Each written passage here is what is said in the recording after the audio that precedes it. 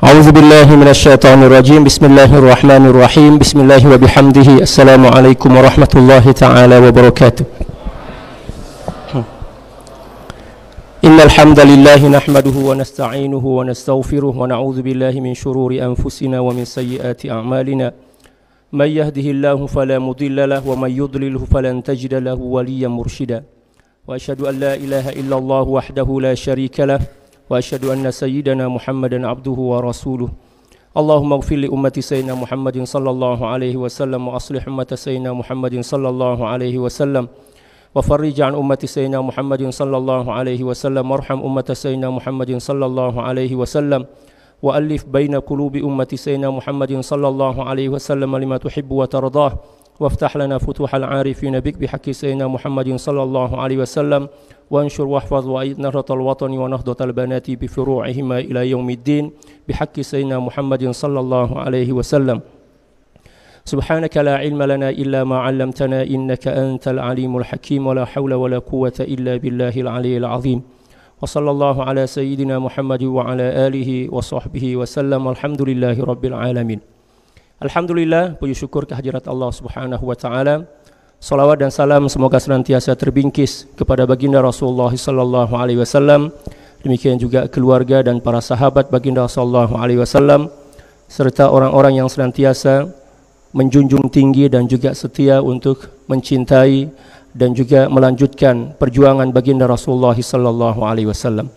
Fa salawatullahi wa salamuhu alaika sayyidi ya Rasulullah. Para santri dan santriwati, demikian juga tamu kita dari Malaysia, Tuan Guru Muhammad Nasib. Ya, beliau adalah salah seorang sahabat kami dan juga pada tahun 80-an pernah berziarah ketika Bapak Maulana Syekh masih hidup. Alhamdulillah, sehingga ketika kami mengajak beliau datang ke sini sangat gembira karena mengulang kembali kenangan yang pernah terjadi di masa lampau. Alhamdulillah.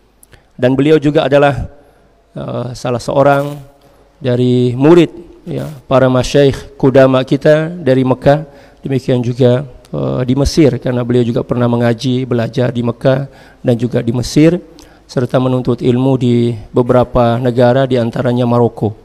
Alhamdulillah. Walaupun penampilannya biasa-biasa saja. Jadi kita mencoba untuk memandang seseorang itu bukan hanya dari penampilannya, karena yang dipandang oleh Allah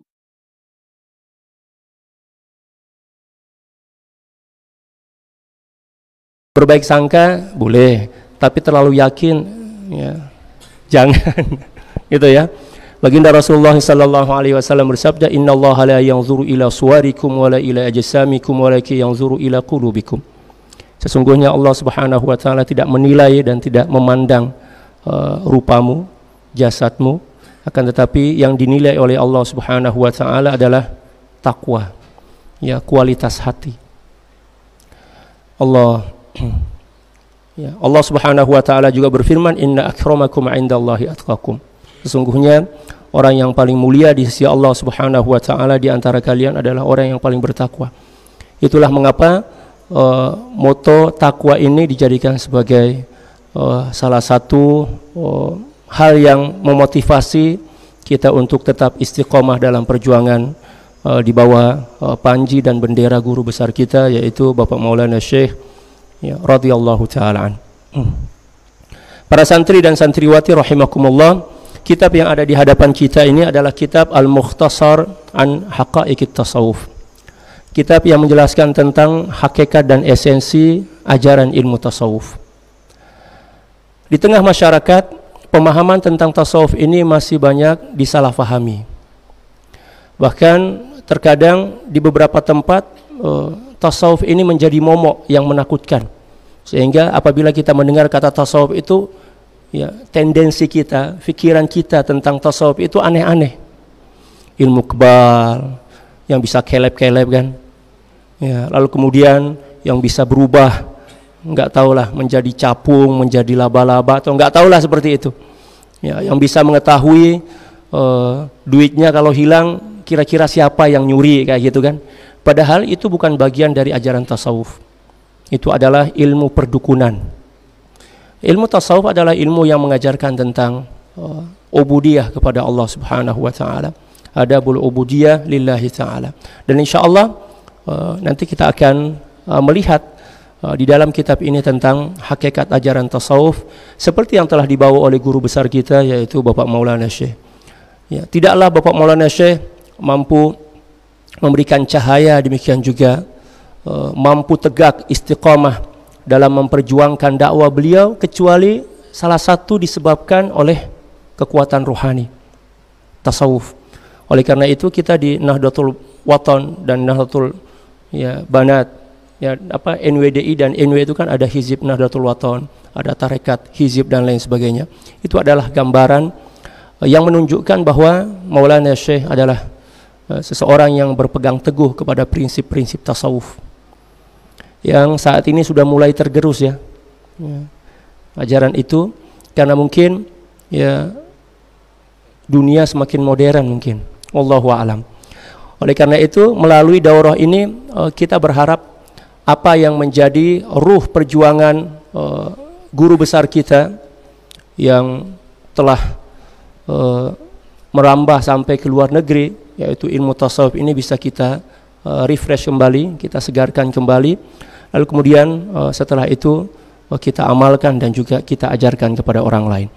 Oleh sebab itu kitab ini disajikan untuk memberikan penjelasan dan juga pencerahan terhadap ajaran ilmu tasawuf yang sudah mulai tercemari oleh pemikiran-pemikiran ataupun oleh kepentingan-kepentingan yang sama sekali tidak ada hubungannya dengan ilmu tasawuf. Gitu ya. Paham nggak bahasa saya nih? Minta maaf bahasa Lomboknya sudah agak lupa-lupa ini. Oke. Kitab ini sebenarnya adalah kitab ringkasan dari kitab yang agak sedikit besar, yaitu kitab yang dikarang oleh guru dari guru kami, yaitu Maulana Syekh Asy-Syarif Syekh Abdul Qadir Isa Al-Halabi Al-Husaini radhiyallahu taala an, yang berjudul Haqaiq Anit Tasawuf. Tetapi karena kitab itu terlalu besar, terlalu tebal lebih 500 halaman kalau nggak salah. Jadi kalau kita mau baca kayaknya satu tahun kita daurah tuh nggak habis itu. Karena terlalu tebal Maka Al-Faqir saya mencoba untuk melakukan ikhtiar mengikhtisar atau meringkas kitab tersebut sehingga tersajilah kitab yang sederhana ini, tetapi tidak mengurangi poin-poin terpenting dari kitab itu. Walaupun terlihat agak sedikit ringkas, tetapi insya Allah yang tertuang dalam kitab ini adalah poin-poin terpenting dari kitab Haqaiq Anit Tasawuf. Dan alhamdulillah peringkasan kitab ini atas bimbingan dan juga izin guru kami, yaitu Maulana Syekh Asy-Syarif Yusuf Muhyiddin Al-Bakhul Al-Hasani radhiyallahu taala an, yang merupakan ahli bait juga, keturunan baginda sallallahu alaihi wasallam. Dan pada halaman depan itu kan ada muqaddimah dari beliau Kalimatul Murabbi Al-Kabir Maulana Syekh Asy-Syarif Yusuf Muhyiddin Rikil Bakhul Al-Hasani radhiyallahu taala an. Itu adalah muqaddimah yang beliau sampaikan, lalu kemudian saya tuangkan ataupun saya masukkan ke dalam kitab ini. Dan juga beliau telah mengijazahkan kepada kami silsilah atau sanad dari kitab ini, dan insya Allah di akhir daurah kita nanti saya akan Al-Faqir akan menyampaikan sanad kitab ini kepada antum semua agar lebih berkah gitu ya. Para santri dan santriwati rahimakumullah, oleh karena itu tanpa membuang-buang waktu kita akan memulai bacaan kitab ini pada halaman yang ke-7 Qala radhiyallahu ta'ala an al-babul awal ta'rifut tasawuf, definisi tasawuf. Jadi untuk mengetahui hakikat sesuatu, maka pendekatan yang harus kita lakukan adalah memahami dan juga mencoba untuk mencerna definisi dari sesuatu itu. Contoh misalnya kita belajar fikih, nggak boleh langsung belajar hukum-hukumnya, tapi kita harus mulai melakukan pendekatan dengan memahami istilah-istilah dan juga definisi-definisi para ulama tentang ilmu yang kita pelajari, di antaranya adalah tasawuf. Karena di dalam definisi itu kita akan melihat secara global, kita bisa memandang secara umum, ya, atau memahami secara umum tentang seluruh apapun yang terkandung dalam ilmu tersebut. Itu ya. Itulah pentingnya kita memahami ta'rif. Qala al-Qadhi Syekhul Islam Zakaria Al-Ansari rahimahullahu taala, at-tasawuf wa ilmun tu'rafu bihi ahwalu tazkiyatin nufusi wa tasfiyatil akhlaq wa ta'miril zahiri wal batini linaini sa'adatil abadiyah. Karena nahunya sudah mantap kalian semua, jadi bacanya cepat-cepat aja ya. Ya. Ini kan para nuhah. Ya. Alhamdulillah. Ya. Qadhi Syekh Islam Zakaria Al-Ansari radhiyallahu taala an, dan beliau adalah salah seorang di antara imam ya dalam mazhab Syafi'i yang makamnya, kalau antum pergi ke Mesir, pergi berziarah ke makam Sayyidil Imam Asy-Syafi'i radhiyallahu taala an, maka makam beliau itu berdekatan, bersebelahan dengan makam Sayyidil Imam Asy-Syafi'i radhiyallahu taala an. Beliau berkata, at-tasawwufu ilmun tu'rafu bihi ahwalu tazkiyatin nufus. Tasawuf itu adalah ilmu yang dengannya kita mengetahui, memahami tentang tata cara pembersihan jiwa. Jadi titik fokus ilmu tasawuf itu adalah hati kita, membersihkan hati kita, menyucikan jiwa kita. Hati inilah yang menjadi tempat di mana Allah Subhanahu wa taala menilai dan memandang seseorang. Seperti yang saya sebutkan tadi kan, innallaha la yanzuru ila suwarikum wala ila ajsamikum walakin yanzuru ila qulubikum. Ketika hati seseorang kotor, maka nilai yang diperoleh di sisi Allah Subhanahu wa taala adalah kotor. Dan ketika hati kita bersih, maka kedudukan kita di sisi Allah Subhanahu wa taala pun juga akan diangkat dan dimuliakan oleh Allah Subhanahu wa taala. Dan untuk meraih kebersihan dan kejernihan hati ini, maka diperlukan ilmu, membutuhkan ilmu. Dan ilmu yang khusus menjelaskan dan juga menerangkan tentang tata cara pembersihan hati dan jiwa kita adalah ilmu tasawuf. Di dalam Al-Quran Allah Subhanahu wa ta'ala berfirman, kama arsalna fikum rasulan minkum yatlu alaikum ayatina wa yuzakkikum wa yuallimukumul kitaba wal hikmah. Ayat ini menjelaskan bahwa satu di antara wazifah atau tugas baginda Rasulullah sallallahu alaihi wasallam yang diutus sebagai seorang nabi dan rasul adalah tazkiyatun nufus wa yuzakkikum. Bukan hanya menyampaikan hukum-hukum agama, bukan hanya menyampaikan Al-Quran, bukan hanya mengajarkan tentang halal dan haram, akan tetapi di antara wazifah yang paling utama terutusnya baginda Rasulullah sallallahu alaihi wasallam sebagai seorang nabi dan rasul adalah muzakki, ya tazkiyatun nufus, untuk membersihkan atau mengajarkan kepada kita tentang tata cara pembersihan dan penyucian hati. Orang yang ilmunya banyak, amalnya juga banyak, tapi kalau hatinya busuk, maka ilmu dan amalnya tidak bermanfaat sama sekali. Kenal nggak dengan iblis? Kenalannya di mana nih? Iblis itu dilaknat oleh Allah, dikutuk oleh Allah Subhanahu wa taala bukan karena kurang ilmu dan amal. Kalau kita baca sejarah tentang iblis itu kan luar biasa. Amalnya luar biasa. Banyak jenis amal yang mampu dilakukan oleh iblis tapi tidak mampu dilakukan oleh malaikat. Demikian juga iblis itu adalah dosen para malaikat. Para malaikat belajar kepada iblis.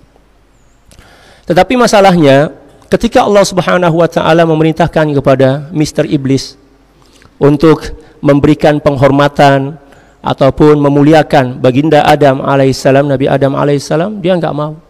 Congkak, sombong dengan keilmuan dan ibadahnya.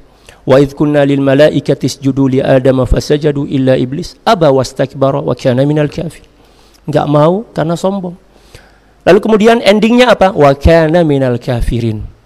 Kata para ulama, ayat ini juga menjelaskan bahwa penyakit-penyakit hati diantaranya adalah sombong. Apabila dipelihara, tidak segera dibersihkan, maka endingnya apa? Membawa kepada kekufuran. Seperti yang terjadi ya pada diri iblis alaihi laknatullah. Mengapa iblis tidak mau bersujud sebagai bentuk penghormatan kepada Sayyidina Adam alaihissalam? Karena iblis memandang kepada dirinya dengan pandangan takjub, merasa diri hebat. Di dalam ayat yang lain, apa yang dikatakan oleh iblis? Qala a'asjudu liman khalaqta tina? Apakah layak saya bersujud kepada seorang hamba yang engkau ciptakan dari tanah. Di ayat yang lain juga Allah Subhanahu wa taala merekam ungkapan iblis itu. Qala ana khairum minhu khalaqtani min nari wa khalaqtahu min tin. Ya, iblis mengatakan, "Oh, saya lebih hebat. Ya, lebih bertakwa, lebih banyak ilmu dan amal dibandingkan dia. Engkau menciptakan dia dari tanah dan engkau menciptakan saya dari api." Ya. Dia memandang bahwa api itu lebih mulia dibandingkan tanah. Padahal tanah itu adalah simbol sifat tawadu. Barang siapa ya, yang memiliki sifat tanah, bumi ya maksudnya, sifat tawadu, maka Allah Subhanahu wa taala akan mengangkat derajatnya. Dan apabila seseorang memiliki sifat api yang merupakan simbolik kepada sifat pemarah, maka dia akan dikuasai oleh syaitan. Gitu ya. Baginda Rasulullah sallallahu alaihi wasallam bersabda dalam satu hadis, atau kama qala sallallahu alaihi wasallam, "Man tawadha'a lillahi rafa'ahu Allah." Barang siapa yang bersifat tawadhu karena Allah Subhanahu wa taala, tidak sombong, tidak merasa diri lebih hebat, lebih mulia, lebih pintar, lebih cantik, lebih handsome, sini apa ya? Lebih ganteng lah gitu ya dibandingkan orang lain. Ya. Maka Allah Subhanahu wa taala mengangkat derajatnya. Rafa'ahu Allah. Allah telah mengangkat derajatnya, memakai fi'il madhi ya, litahqiq. Ya kan, kalau kita belajar ya, nahwu itu kan. Ya, satu di antara ya ifadatu fi'il madhi adalah litahqiq. Pasti Allah Subhanahu wa taala telah mengangkat derajatnya. Dan tanah ini adalah suatu simbol kerendahan hati. Coba kalian pelajari filosofi tanah itu ya. Tanah itu kan setiap hari kita injak gitu. Bukan hanya kita yang injak. Ya, kambing injak, sapi injak. Bukan hanya itu saja. Kotoran-kotoran kita semua ditimbun di tanah itu.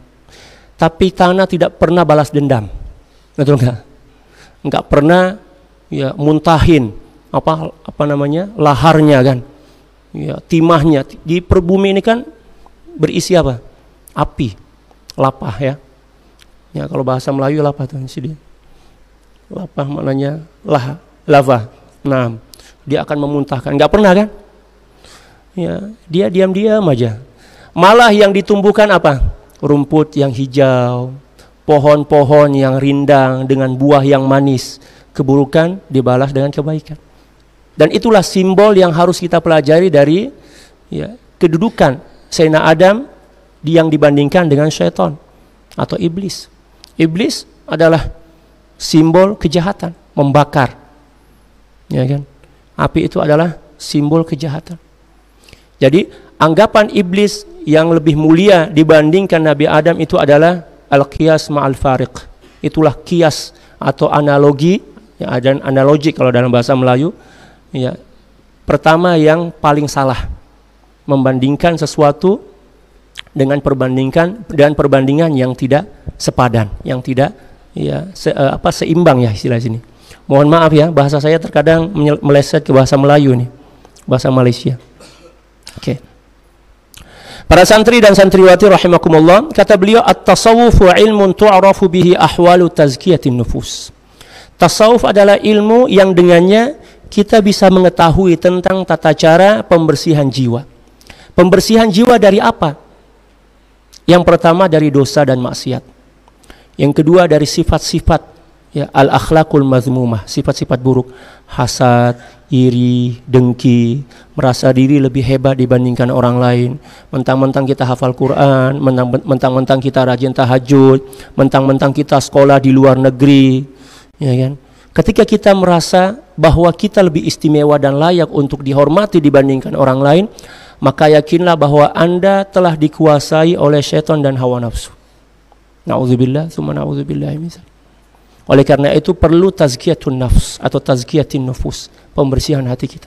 Yang pertama, tasawuf ini mengajarkan kepada kita tentang tata cara pembersihan jiwa kita dari ya, dosa dan maksiat. Yang kedua dari sifat-sifat buruk, al-akhlaqul mazmumah. Dan yang ketiga adalah dari syu'urul kamal, merasa diri sempurna. Nafsu ya, itu yang senantiasa merasa diri sempurna, sifat keakuan. Diceritakan dari guru-guru kami bahwa Maulana Syekh, ya, guru besar kita, di tempat ini di hari Jumat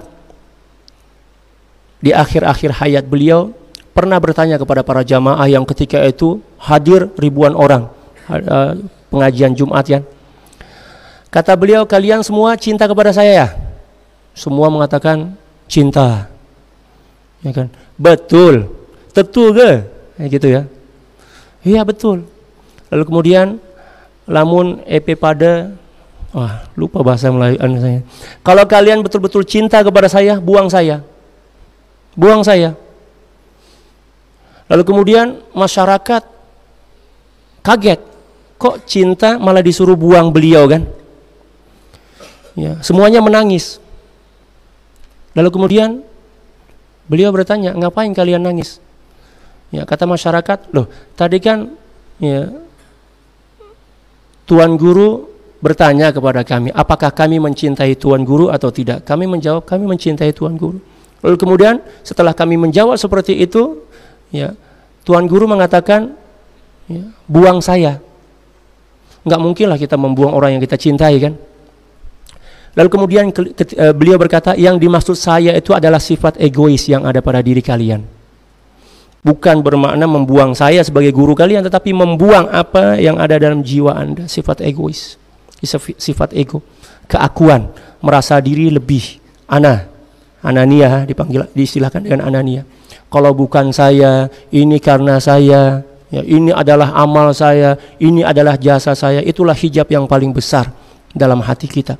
Sehingga apabila hijab anania atau sifat keakuan itu masih melekat dalam hati kita, sebanyak apapun ilmu kita, sebanyak apapun amal kita, kita tidak akan pernah mampu merasakan kedekatan diri kepada Allah Subhanahu wa taala, ma'rifah kepada Allah Subhanahu wa taala. Dan itu sudah dibuktikan oleh iblis yang merasa diri hebat, memandang kepada dirinya sendiri, memiliki sifat anania. Gitu ya.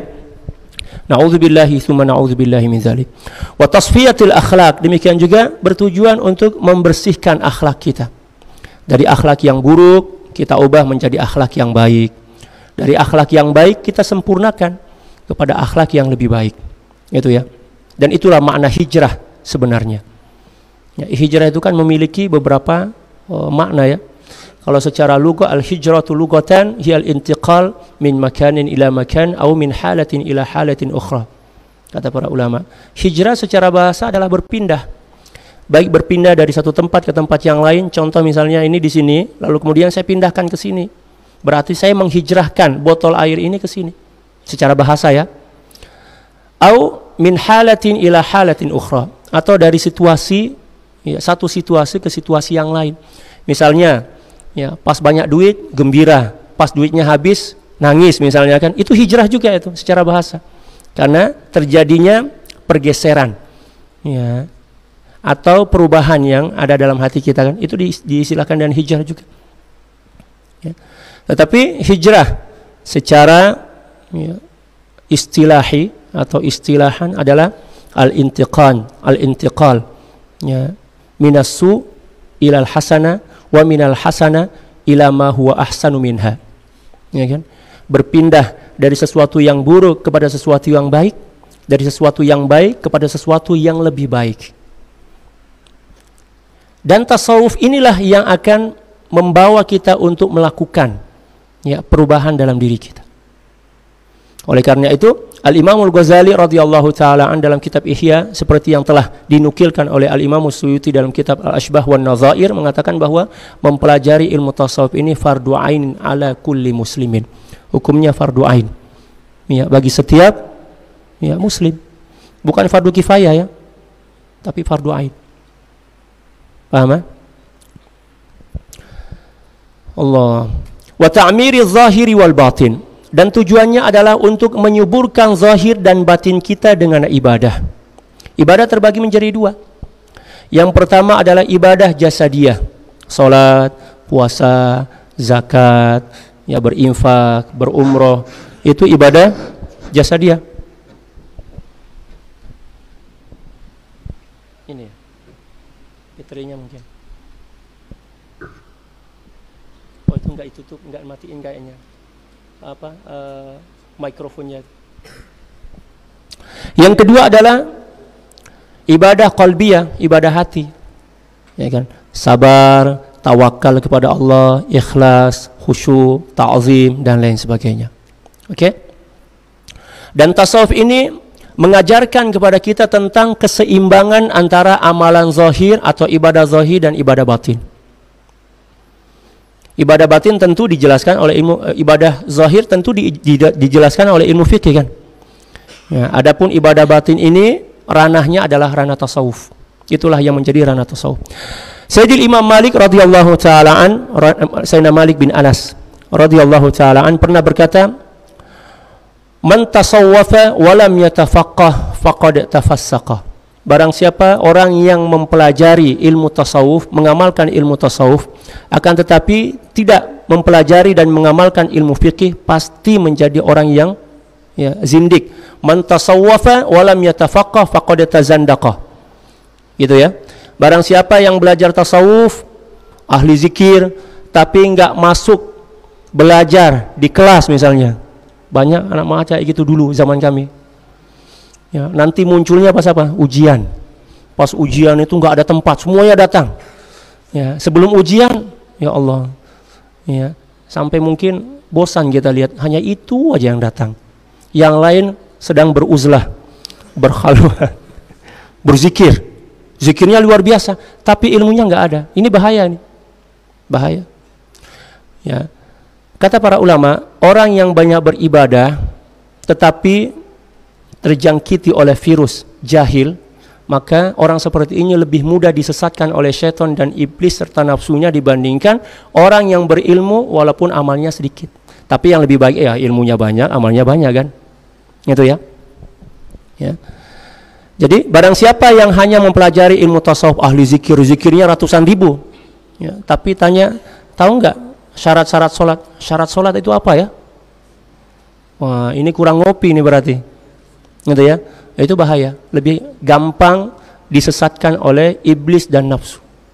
Auzubillah. Faqad tazandaqa. Wa man tafaqqaha wa lam yatasawwaf faqad tafassaqa.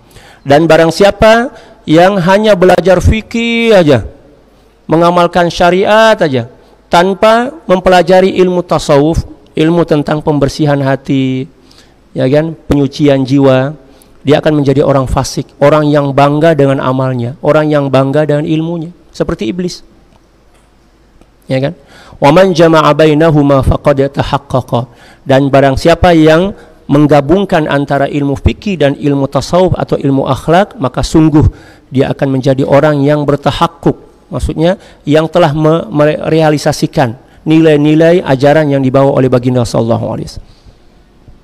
Paham ya? Dan itulah yang diajarkan oleh guru besar kita, Bapak Maulana Syekh radhiyallahu taala.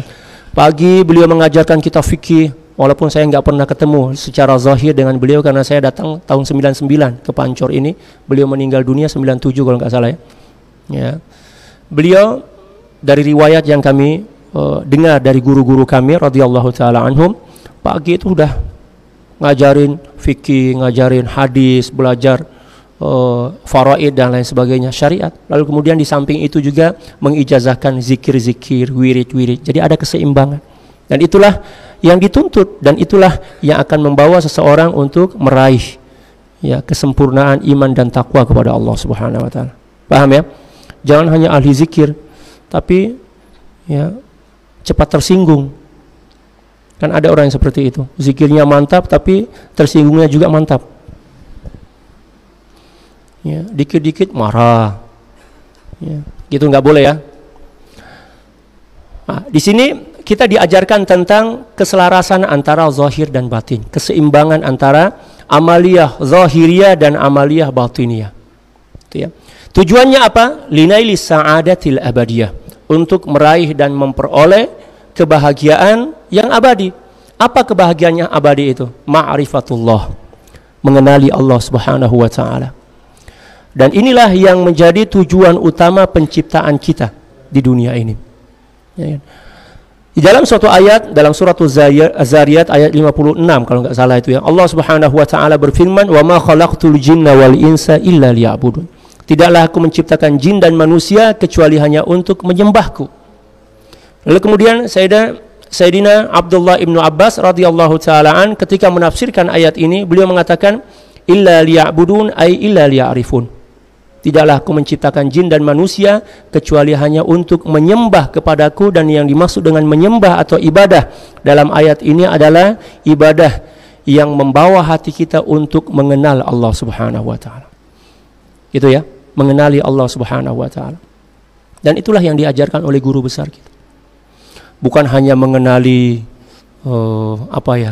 dunia, di mana tempat rekreasi yang paling murah, meriah, ya kan, dan lain sebagainya. Tidak. Tujuan kita adalah mengenal Allah Subhanahu wa taala. Ya. Dan kebahagiaan seseorang di akhirat kelak ditentukan oleh seberapa dalam ya ma'rifahnya kepada Allah Subhanahu wa taala ketika hidup di dunia. Ya, kalau kita baca dan kita mendengarkan cerita-cerita tentang guru besar kita, Bapak Maulana Syekh, itu luar biasa, zikirnya luar biasa, baca kitabnya juga luar biasa. Ya kan? Mengajarnya juga luar biasa, dakwanya luar biasa, seimbang, sempurna. Di siang hari beliau pergi keluar masuk dari kampung ke kampung berdakwah. Malam hari beliau beribadah, membaca kitab, menulis, pagi mengajar. Ya, tidak ada waktu istirahat sama sekali. Sampailah pada suatu ketika beliau kurang sehat, ya, sakit ya, dokter mengatakan, Tuan Guru harus istirahat, ya, berhenti dulu mengajar. Kata beliau, yang menyebabkan saya sakit itu bukan karena kurang istirahat, tapi ya karena kurang mengajar. Kalau kita apa? Ya, kita sakit karena kurang duit, kurang subscriber mungkin ya. Ada YouTuber nggak di sini? Ya, sakit gimana nih video saya? Ya, kok nggak ada yang like, share, and comment gitu kan? Ya. Saya juga gaul loh, bukan hanya kalian yang gaul. Gitu ya. Jadi tujuan kita mempelajari tasawuf ini adalah untuk mengenali Allah Subhanahu wa taala. Dan mengenali Allah Subhanahu wa taala, bermakrifah kepada Allah, inilah yang diistilahkan oleh Sayyidil Imam Syekhul Islam Zakaria Al-Ansari dan istilah as-sa'adatul abadiyah, kebahagiaan yang abadi. Kalau kebahagiaan selain mengenal Allah Subhanahu wa taala merupakan kebahagiaan yang fana. Contoh misalnya, ya, kita bahagia karena banyak duit. Kalau duit kita hilang, bahagia itu hilang. Benar enggak? Kita bahagia karena mungkin ya, kita ada calon. Kalian ada calon. Tapi kalau sudah dipaleng oleh orang, sakit hati. Betul enggak? Berarti kebahagiaan selain kebahagiaan yang bersandar kepada Allah Subhanahu wa taala, semuanya hanya semu. Carilah kebahagiaan bersama Allah Subhanahu wa taala dengan beribadah kepadanya, dengan mengenal Allah Subhanahu wa taala, dan jangan pernah berharap meraih kebahagiaan dari makhluk, karena makhluk tidak pernah mampu untuk memberikan kebahagiaan kepada kita. Bahkan makhluklah yang senantiasa menggores dan merenggut kebahagiaan yang ada pada diri kita. Betul enggak? Ini kayaknya pengalaman semua ini. Pernah ditinggal kawin kayaknya. Allah. Qala Sayyidut Ta'ifatain Al-Imamul Junaid rahimahullah. Sayyidut Ta'ifatain. Apa yang dimaksud dengan Sayyidut Ta'ifatain? Pemimpin dan penghulu dua komunitas. Ya. Itu julukan yang disematkan oleh para ulama dan para aulia kepada Sayyidil Imam Al-Junaid radhiyallahu ta'ala. Mengapa? Karena Sayyidil Imam Al-Junaid radhiyallahu ta'ala adalah seorang ulama, ya, seorang mufti, seorang yang alim luar biasa, fikihnya luar biasa, seorang mujtahid. Lalu kemudian ya, golongan yang kedua adalah golongan para aulia, Sayyidut Ta'ifatain, dua kelompok kan, dua komunitas. Komunitas para ulama yang pertama, dan yang kedua adalah komunitas para aulia. Berarti beliau adalah ya, pemimpin para ulama dan juga pemimpin para aulia, sama dengan guru kita Maulana Syekh, luar biasa. Kealiman beliau diakui oleh dunia, ya kan? Kesolehan beliau luar biasa.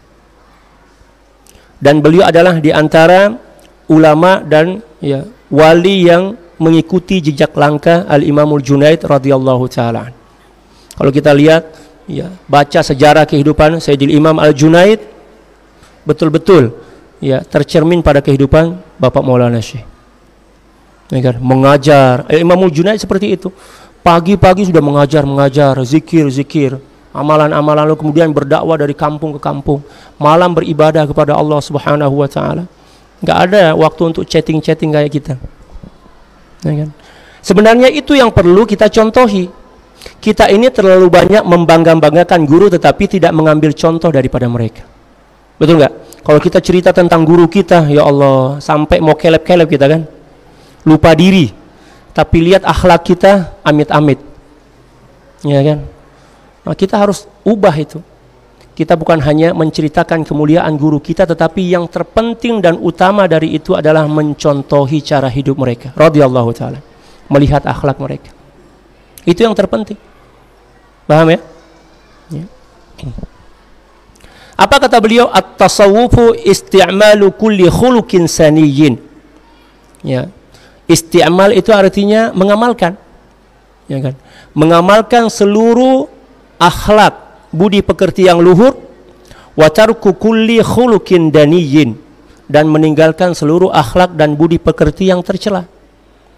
Berarti seorang sufi atau ahli tasawuf adalah seorang yang memiliki akhlak yang mulia dan luhur.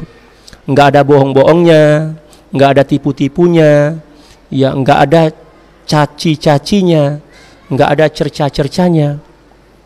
Ya, seperti yang dicontohkan oleh Baginda sallallahu alaihi wasallam. Baginda sallallahu alaihi wasallam tidak pernah mencaci memaki siapapun, hatta orang yang menghina, ya, merendahkan dan juga mengejek Baginda sallallahu alaihi wasallam. Baginda sallallahu alaihi wasallam enggak pernah membalas keburukan itu dengan keburukan. Karena membalas keburukan dengan keburukan, ya, itu jangankan kita, orang kafir pun bisa melakukannya kan? Paham enggak? Tetapi orang yang paling mulia, orang yang paling berakhlak adalah seseorang yang mampu membalas keburukan dengan kebaikan dan tidak pernah merasa diri lebih baik dibandingkan orang yang melakukan keburukan kepadanya. Itulah orang baik yang sebenarnya. Kan terkadang kita membalas keburukan dan kebaikan tetapi kita masih merasa kan bahwa diri kita lebih baik dibandingkan dia. Betul nggak? Apa bedanya? Bahkan mungkin kita lebih buruk dibandingkan dia, karena ketika dia melakukan keburukan kepada kita, kepada diri kita, dia tidak merasa bahwa dirinya lebih baik dibandingkan kita. Tapi ketika kita melakukan atau membalas keburukan yang dilakukan olehnya kepada diri kita, sambil merasa diri bahwa kita lebih baik dibandingkan dia, berarti kita lebih buruk dibandingkan dia. Hati-hati ya dengan perangkap-perangkap nafsu. Paham nggak? Hati-hati. Jadi kita diajarkan oleh Baginda sallallahu alaihi wasallam ketika kita memberi nasihat kepada orang lain, ya, jadikanlah nasihat itu pada awalnya untuk nasihat diri kita sendiri. Gitu ya. Yang kedua, berilah nasihat dengan cara yang baik dan santun, sopan, tanpa merasa diri lebih baik dibandingkan orang yang kita nasihati. Paham nggak? Itulah akhlak dan budi pekerti luhur yang diajarkan oleh tasawuf. Baginda sallallahu alaihi wasallam ketika ke Taif, ya, berdakwah ke Taif, mengajak orang-orang Taif untuk masuk Islam dan lain sebagainya, ya, bukan sambutan yang hangat, ya, yang diterima oleh Baginda sallallahu alaihi wasallam, tapi sambutan yang panas dan menjengkelkan. Dilempar, dicaci maki dan lain sebagainya. Sampai Baginda sallallahu alaihi wasallam diceritakan dalam beberapa riwayat, kaki Baginda sallallahu alaihi wasallam berdarah. Malaikat penjaga gunung itu datang menawarkan bantuan. Gimana ini wahai Nabi Allah Subhanahu wa taala? Baginda sallallahu alaihi wasallam, gimana kalau saya hancurkan aja mereka semua ini? Saya angkat gunung ini lalu kemudian saya timpakan ke atas mereka. Kata Baginda sallallahu alaihi wasallam, oh jangan. Kalau kita kira-kira gimana itu? Ya, kita yang minta, bukan tunggu ditawarin kan. Kita yang minta, ya Allah hancurkan aja ya Allah, dia telah mengambil milikku ya Allah, aku mohon ya Allah. Paham ya? Kalian kan sedang mengalami ya situasi itu. Ya. Sudah janjian tunggu 2 tahun lagi, kok pergi dengan yang lain ya Allah? Nah, gitu ya. Kata Baginda sallallahu alaihi wasallam, saya masih berharap akan lahir, ya, dari keturunan mereka, ya, orang-orang yang mentauhidkan Allah Subhanahu wa taala. Lalu baginda sallallahu alaihi wasallam berdoa, Allahumma hdi qaumi fa innahum la ya'lamun. Ya Allah, berikanlah hidayah kepada kaumku ini karena mereka enggak tahu, enggak mengetahui kebenaran yang saya bawa. Itu akhlak baginda yang luar biasa, yang hari ini kita kehilangan nilai-nilai itu. Hari ini kita sibuk membanggakan golongan kita masing-masing, ya, membanggakan kelebihan kita masing-masing, dan ya, tidak menganggap ya, kelebihan orang itu sebagai kelebihan. Kita sibuk mencari-cari keburukan orang lain. Na'udzubillah summa na'udzubillahi min dzalik. Oleh karena itu kita perlu kembali kepada ajaran tasawuf ini, ya, untuk memperbaiki dan juga menata kembali akhlak dan budi pekerti kita. Paham ya? Oke. Wa qala Abu Hasan Asy-Syadzili radhiyallahu ta'ala rahimahullah, dan Sayyidil Imam Abu Hasan Asy-Syadzili radhiyallahu ta'ala berkata, at-tasawwufu tadribun nafsi 'ala al-'ubudiyah. Tasawuf itu adalah pelatihan diri untuk melaksanakan ibadah, melatih diri kita bermujahadah. Ya kan? Sayyidil Imam Ibnu Athaillah Sakandari radhiyallahu ta'ala di dalam kitab Hikam mengatakan, man asyraqat bidayatuhu bil mujahadah ay bil mujahadah asyraqat nihayatuhu bil musyahadah. Barang siapa yang di awal perjalanan atau pendakian yang dilakukan untuk mencari dan meraih cinta Allah, ma'rifah kepada Allah Subhanahu wa taala, dimulai dengan kesungguhan, bermujahadah, berlapar-lapar, ya kan, bersabar menghadapi ujian-ujian. Demikian juga rajin menuntut ilmu walaupun dalam keadaan ngantuk, keadaan kurang sehat dan lain sebagainya, tetap dia datang menuntut ilmu, asyraqat nihayatuhu. Maka pasti ya, akhirnya akan berbuah kemanisan. Ya, mohon maaf ya, bahasa saya campur-campur ini. Akan memperoleh hasil yang baik. Ya. Seperti itu ya. Ya. Jadi ketika belajar seperti inilah, kalian harus bersungguh-sungguh. Ya. Banyak-banyak bermujahadah, melawan hawa nafsu. Ya. Satu di antara melawan hawa nafsu atau maksud pengertian melawan hawa nafsu itu adalah melawan ngantuk. Ya. Terutama ketika pengajian. Coba kalau seandainya pengajian kita hentikan sekarang, insya Allah semua ngantuknya hilang kan? Itu nafsu sebenarnya. Ya, nafsu. Ketika kita mengecewakan hati orang, itu hukumnya dosa. Tapi ketika kita mengecewakan keinginan nafsu, itulah ibadah. Nafsu mau tidur, jangan dikasih. Cara mengecewakan nafsu atau menyakiti nafsu itu adalah dengan mukhalafatuha, dengan tidak memberikan atau melawannya, tidak memberikan apa yang dia inginkan. Gitu ya. Terus gimana nih? Ya, cara kita agar kita mampu mengalahkan hawa nafsu kita. Apakah cukup ya dengan membaca Al-Qur'an, membaca hadis, sholat tahajud? Oh, enggak cukup. Enggak cukup. Bahkan terkadang hawa nafsu inilah yang mengajak kita untuk melakukan ibadah, tetapi tujuannya untuk menghancurkan kita. Gitu ya. Contoh seperti ini. Ada orang yang malas bangun sholat tahajud. Lalu kemudian nafsu itu melihat, wah ini santri, tolib dan atau tolibat, tapi malah sholat tahajud ini sia-sia hidupnya. Tapi dia melihat, oh santri ini bisa saya bawa atau saya ajak untuk melakukan dosa yang lebih buruk dibandingkan ya ngorok, tidak bangun sholat tahajud dan muzakarah, seperti itu ya. Caranya seperti apa? Saya bangunin dia untuk sholat tahajud ya, lalu kemudian ditiuplah telinga kita, hey bangun pemalas ya, bangun sholat tahajud. Masa santri tolib kok nggak sholat tahajud ya, emak-emak di kampung itu rajin sholat tahajud, ente ya hanya tidur aja, molor aja gitu kan. Bangun. Lalu kemudian kita bangun, wah betul juga ini. Lalu kemudian nafsu dan syaitan itu membisikkan dalil-dalil tentang keutamaan sholat tahajud di telinga kita. Wa minal laili fatahajjad bihi nafilatan laka asa ayyab'atsaka rabbuka maqaman mahmuda. Iya kan? Salat tahajudlah agar memperoleh kedudukan apa? Maqaman mahmuda. Kita bangun bangkit, berwudu kan? Salat 8 rakaat. Lalu kemudian kita sempurnakan dengan salat witir 3 rakaat, bermunajah, menangis, ya Allah, tolong ya Allah. Ya, hanya Dia yang kuharapkan ya Allah. Misalkan ya.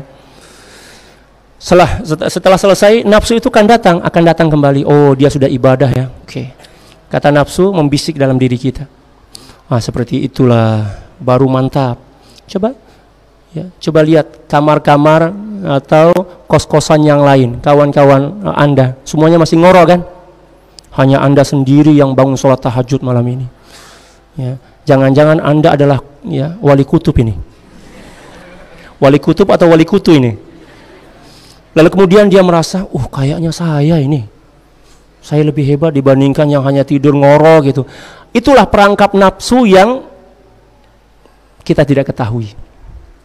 Merasa bangga, merasa puas dengan ibadah yang kita lakukan itu sebenarnya adalah perangkap nafsu. Paham ya? Kita tidak akan pernah mampu untuk membebaskan diri dari perangkap nafsu itu kecuali dengan mempelajari ilmu tasawuf. Kecuali dengan berperang melawan hawa nafsu kita. Berperang melawan musuh orang kafir itu gampang, karena kelihatan kan, kita tahu kita bisa membaca taktik perangnya kayak gimana, ya kan? Tapi melawan hawa nafsu yang tidak terlihat lalu kemudian senantiasa bersama kita 24 jam, itu bukan hal yang sangat mudah, bukan hal yang mudah kan. Oleh karena itu kata para ulama, untuk melawan hawa nafsu agar kita menjadi pemenangnya, yang pertama kita harus menyibukkan diri kita dengan ibadah. Yang kedua adalah mengamalkan 4 perkara yang disebutkan oleh para ulama, kalau nggak salah disebutkan oleh Sayyidil Imam Abdullah At-Tusturi radhiyallahu ta'ala, dengan melakukan apa? Yang pertama, qillatit ta'am, kurangi makan. Tapi kelihatannya sudah kurangi makan semua ini, kurus-kurus semua ya. Kurangi makan. Jangan makan kecuali dalam keadaan lapar dan berhenti sebelum kenyang. Jangan malah dibalik, kenyang tetap makan dan tidak berhenti kecuali pas mau muntah. Sedang makan mikirin makan itu biasanya kita kan, betul nggak? Nauzubillah. Jadi makan ketika lapar, lalu kemudian berhenti sebelum kenyang. Kurangi makan, dan kita harus memilih makanan-makanan yang halalan thayyiban, ya kan? Ya ayyuhan nasu kulu mimma fil ardi halalan thayyiban wa la tattabi'u khutuwatis syaitan innahu lakum aduwwun mubin. Makanan yang halal dan thayyiban. Ya, jangan makan kecuali ketika lapar dan berhenti sebelum kenyang. Kata para ulama, di dalam akal kita, otak kita ini ada satu sinyal yang akan memberikan peringatan kepada kita bahwa makanan yang kita makan itu sudah cukup. Jangan ditambah lagi karena bisa merusak akal kita, merusak pikiran akal kita. Tapi kita nggak peduli, makan aja. Pas mau muntah baru berhenti. Setelah itu tidur, ya kan? Paling enak setelah makan kan tidur ya, betul nggak? Apalagi musim hujan kayak gini, paling enak tidur itu. Yang pertama adalah biqillatit ta'am, kurangi makan. Ya secara secara bertahap lah. Ya, kalau biasa makan sarapannya itu 2 piring misalnya ya dikurangin 1 piring 1/3 gitu kan. Dilatih lagi 40 hari. Per 40 hari ya, melatih diri itu per 40 hari.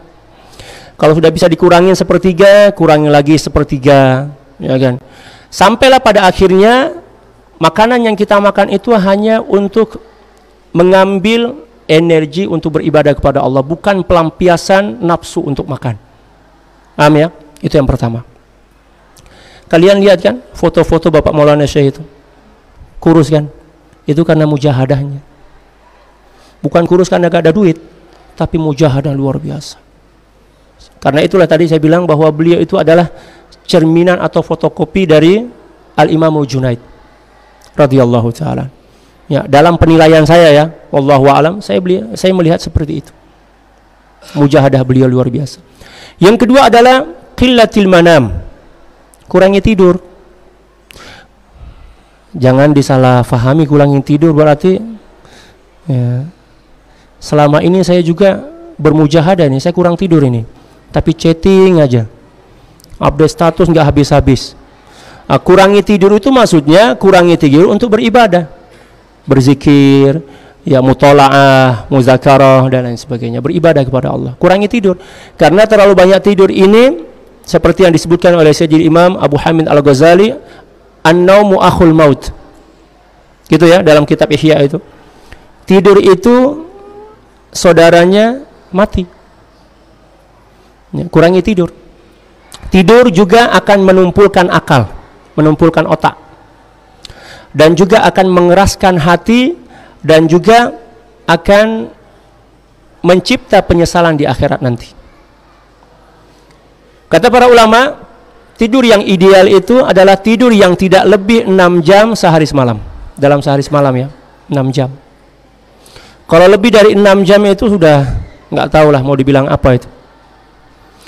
Ya, karena kalau terlalu banyak tidur, misalnya tidur 8 jam sehari semalam seperti yang disebutkan oleh para pakar kesehatan dari barat ya. Mereka mengatakan bahwa tidur yang ideal itu adalah tidur yang tidak kurang dari 8 jam sehari semalam. Coba kita berpikir, kalau seandainya tidur kita 8 jam sehari semalam, lalu kemudian umur kita 60 tahun, kalau masih panjang umur ya, berarti kan sepertiga dari umur kita apa? Kita buang untuk tidur aja kan? Kan 8 itu adalah sepertiga dari waktu kita setiap hari 24 jam kan? Lalu kemudian kita kurangi masa ngobrol kita, masa mandi kita, makan kita, lalu kemudian apa? Ya, melamun kita. Terus tujuan kita tujuan kita diciptakan oleh Allah Subhanahu wa taala untuk beribadah itu gimana itu ceritanya? Berarti kan kita mensia-siakan, menyia-nyiakan hidup kita kan? Nauzubillah. Jadi kurangi tidur. Qillatul manam. Yang ketiga adalah qillatil kalam. Kurangi ngomong. Jangan ngomong aja. Ya. Semua mau diomongin, mau dikomentari. Ya, hal-hal yang bukan keahliannya pun dikomentari juga. Karena dia malu kalau nggak ngomong nanti dikira bodoh atau jahil kan. Oh, nggak boleh seperti itu. Allah Subhanahu wa taala berfirman, "Wala taqifu ma laysa laka bihi ilm, inna sam'a wal basara wal fuada kullu ulaika kana anhu mas'ula." Kita ini jangan terlalu banyak ngomong, jangan ngomongin sesuatu yang bukan urusan kita. Kita malah kebalikannya, urusan orang lain kita omongin semuanya, urusan kita malah kita diamin. Itu masalah besar dalam hidup kita. Ya, terutama yang banat. Ngadapnya ke sana tapi kalamnya ke sana. Jangan terlalu banyak gosipin orang ya, wahai banat. Ya. Ya, banyak berzikirlah. Ya. Tapi memang kata ya pakar, perempuan itu dijatahkan oleh Allah 20.000 kata satu hari. 20.000. Kalau nggak habis sampai dibawa mengigau itu. Tapi bukan perempuan, bukan banat di sini ya. Ini banat di kutub utara dan kutub selatan. Ya, kalau banin laki-laki hanya dikasih target ya 7.000 perkataan, 7.000 kata satu hari. Makanya laki-laki itu banyak diam. Tapi hati-hati loh.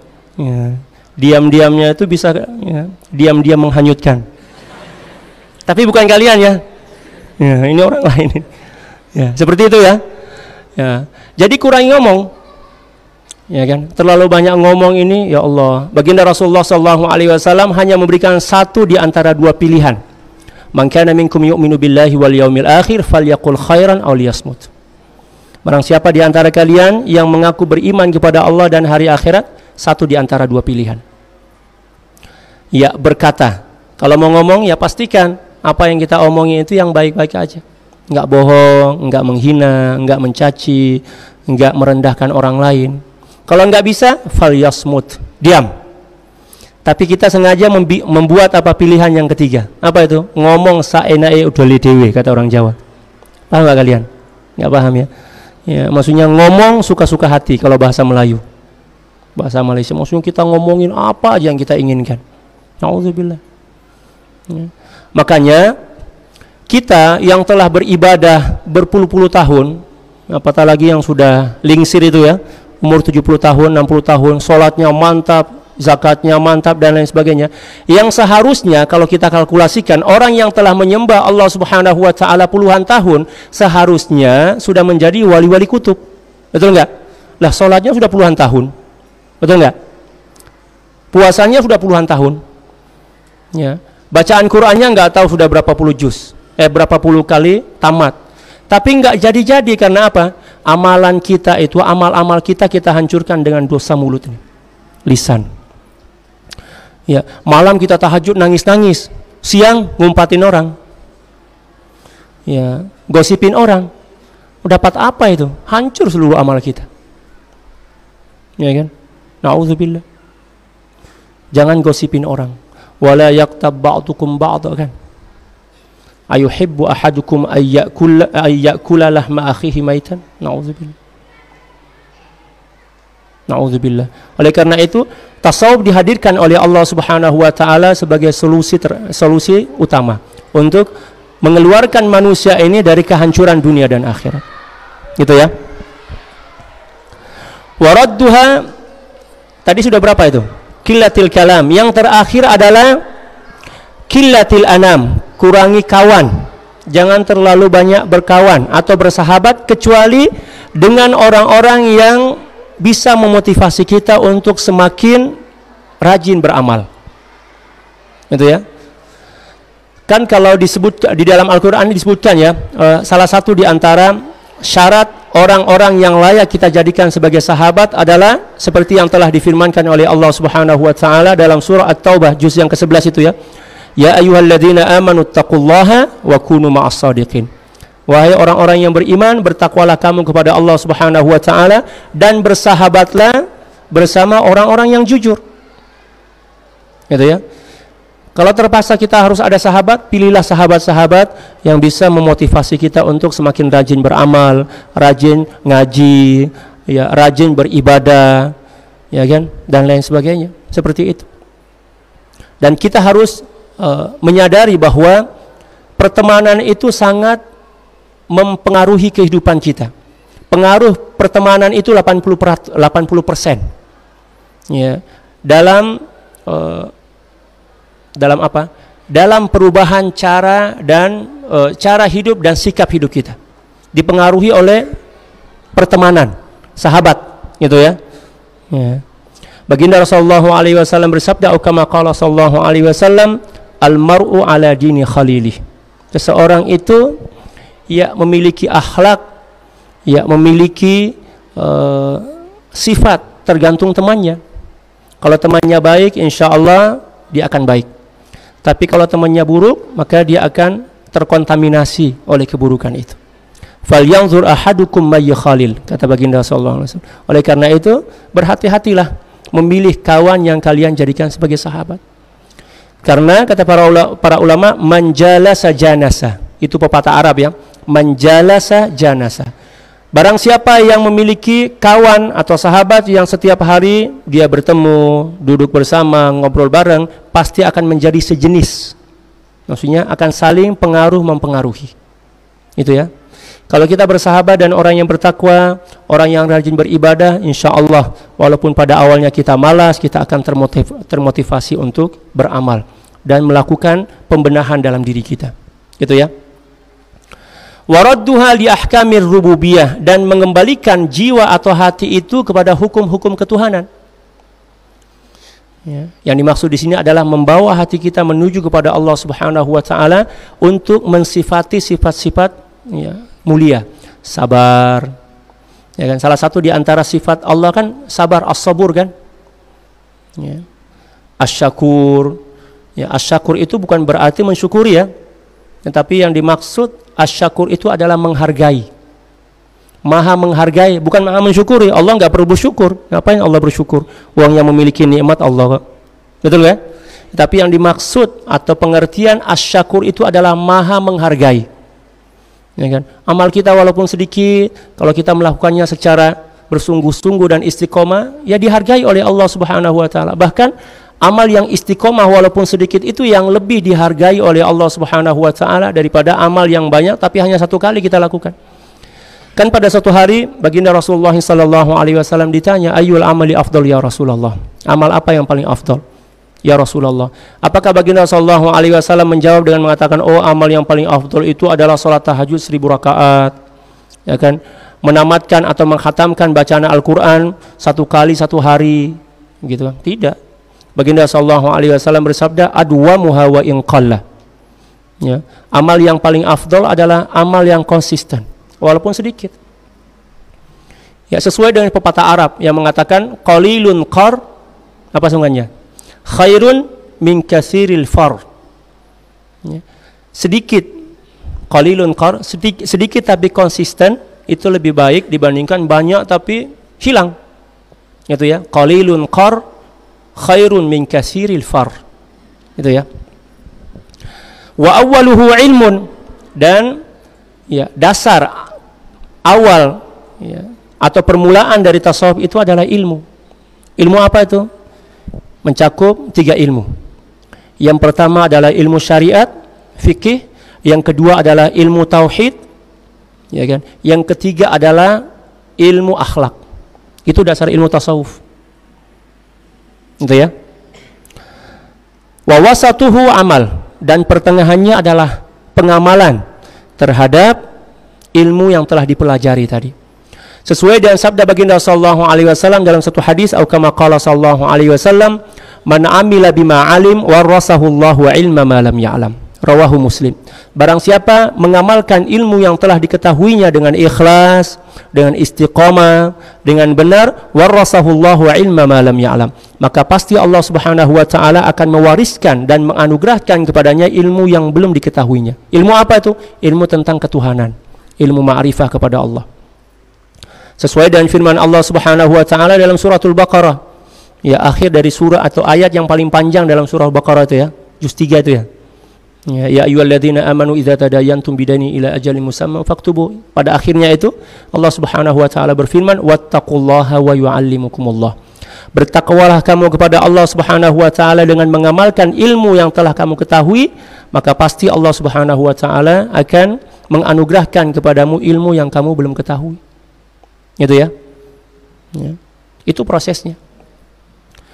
Ya. Wa akhiruhu mauhibah, dan akhir dari perjalanan tasawuf itu adalah mauhibah. Allah Subhanahu wa taala memberikan ilmu tentang ketuhanan dalam jiwa kita. Ya kan? Dengan ilmu ketuhanan ini kita lebih mudah, lebih gampang untuk redha, untuk berdamai dengan takdir hidup kita. Kita ini kebanyakan tidak mampu berdamai dengan takdir hidup kita. Kita malah lebih berdamai dengan takdir hidup orang lain dibandingkan takdir hidup kita sendiri. Betul enggak? Kita harus belajar berdamai dengan takdir hidup kita. Ya. Seseorang yang hatinya telah penuh dengan cahaya iman, cahaya ma'rifah kepada Allah Subhanahu wa taala, maka dia pasti mampu untuk menghadapi sebesar apapun ya, ujian dan ya, cobaan dari Allah Subhanahu wa taala. Adapun seseorang yang hatinya kosong, hatinya rapuh, ya Allah, jangankan menghadapi musibah, menghadapi nikmat pun terkadang terasa musibah. Betul enggak? Betul enggak? Contohnya gimana itu? Kerja 1 bulan, ya kan? Lalu kemudian terima gaji 1.500.000. Padahal ketika terima gaji itu kan menerima nikmat kan? Ya. Tapi dia ngomong apa? Aduh, kok hanya 1.500.000 ya? Berarti kan nikmat itu yang membebani hidup dia. Lah, nikmat aja bisa membebani hidup kita, apalagi ujian dan masalah kan? Orang yang hatinya sakit seperti itu. Adapun orang yang hatinya sehat, ya kan, bertakwa kepada Allah, beriman dan mengenal Allah Subhanahu wa taala, jangankan nikmat, musibah aja terasa nikmat, apalagi nikmat. Paham enggak? Oleh karena itu kata para ulama, seseorang tidak dianggap sebagai seseorang yang sempurna imannya kecuali apabila dia telah mampu menikmati musibah sebagaimana dia menikmati nikmat. Ayo, siapa yang sudah sampai makom ini? Ya, enggak ada kan? Ada mungkin, tapi ya sembunyi-sembunyilah, tawadhu kan. Ya, barang siapa yang telah mampu menikmati musibah seperti ya, atau ketika seperti apa dia barang siapa yang telah mampu menikmati musibah itu bagaikan menikmati nikmat, maka itulah orang yang telah sempurna iman dan ma'rifatnya kepada Allah. Dan itulah yang diajarkan oleh guru besar kita. Kalau kita baca sejarah hidup beliau ya ujiannya luar biasa. Ketika memperjuangkan yayasan, memperjuangkan madrasah ini, nyawa taruhannya, harta benda, masya Allah luar biasa. Tapi beliau tetap istiqamah, dan pada akhirnya ya buah yang manis itu ya Allah anugerahkan kepada beliau. Alhamdulillah sekarang madrasah yang bernaung di bawah yayasan kita ini kan sudah lebih 1.000 ya di seluruh Indonesia. Itu amal jariah beliau semua itu. Hasil kerja keras beliau. Nah, amal jariah kita apa nih? Ya kan? Amal jariah kita adalah melanjutkan dan merawat apa yang telah beliau wariskan kepada kita. Ya. Walaupun kita bukan kita yang mendirikan, tetapi kan kita berkontribusi kan, melanjutkan, merawat, menjaga, menyebarkan. Ya nanti insya Allah kita akan dibangkitkan bersama beliau. Apabila kita melakukan hal itu dengan keikhlasan, hati-hati yang ikhlas dan juga jujur karena cinta. Yuhsyarul mar'u ma'aman ahabba yaumal qiyamah. Kata baginda sallallahu alaihi wasallam, seseorang akan dibangkitkan dan juga akan dikumpulkan bersama orang-orang yang dicintainya di akhirat kelak. Nah, kalau cinta Ronaldo, insya Allah akan dibangkitkan dengan Ronaldo juga. Ya. Cinta dengan nggak perlu sebut nama lah, yang sensitif ini. Gitu ya. Oke, itu ta'arif tasawuf ya. Maghrib jam berapa? Masih lama ya? Hah? Oke. Selanjutnya kita ringkas-ringkas saja ya. Ya. Kesimpulannya ada pada halaman yang ke-8 itu. Fasufi man sofa qalbuhu lillah. Maka seorang sufi atau ahli tasawuf adalah seseorang yang hatinya senantiasa bersih karena Allah. Tidak ada kekeruhan dalam jiwanya. Tidak pernah merasa tersakiti oleh takdir. Oke? Tidak pernah merasa menderita atau disakiti oleh manusia. Dia senantiasa merasa bahagia dengan apapun yang ditakdirkan oleh Allah Subhanahu wa taala. Paham ya? Allah ngasih nasi bungkus, alhamdulillah. Ngasih nasi uduk, alhamdulillah. Ngasih kerupuk, alhamdulillah. Semua alhamdulillah, alhamdulillah, alhamdulillah. Gitu ya? Ya. Wasafat lillahi muamalatuhu. Demikian juga amal ibadahnya ikhlas karena Allah Subhanahu wa taala. Itu seorang sufi hakiki. Gitu ya. Dia tidak ada kepentingan sedikit pun selain Allah Subhanahu wa taala dalam ibadahnya. Dia menyembah Allah karena Allah Subhanahu wa taala semata-mata, bukan karena pahala, bukan karena surga. Ya. Pahala dan surga itu Allah atau bukan? Bukan kan? Kullu ma siwallah makhluk. Di antaranya adalah pahala dan surga. Lalu kemudian kenapa kita jadikan pahala dan surga sebagai tujuan amal kita? Ya. Padahal pahala dan surga itu makhluk. Kenapa kita tidak melakukan amal itu karena Allah semata-mata? Seperti yang telah diperintahkan oleh Allah Subhanahu wa taala kepada kita, "Wa ma umiru illa liya'budullaha mukhlishina lahud-din hunafa." Yang menyebabkan kita tidak mampu untuk ikhlas ya, beramal karena Allah Subhanahu wa taala semata-mata karena hati kita yang kotor. Kita khawatir kalau kita tidak berharap, tidak meniatkan pahala dan surga sebagai tujuan amal ibadah kita, kita tidak akan masuk surga. Ini cara berpikir yang salah sebenarnya. Cara berpikir yang benar itu seperti ini. Ketahuilah bahwa pahala dan surga itu adalah sesuatu yang telah dijanjikan oleh Allah Subhanahu wa taala. Yang penting kita beramal, Allah akan kasih. Betul enggak? Faman ya'mal mithqala dzarratin khairan yara wa may ya'mal mithqala dzarratin syarran yara. Barang siapa yang beramal sekecil apapun amalan itu, Allah pasti akan balas. Betul enggak? Ya. Kebaikan dengan kebaikan, keburukan dengan keburukan. Ya kan?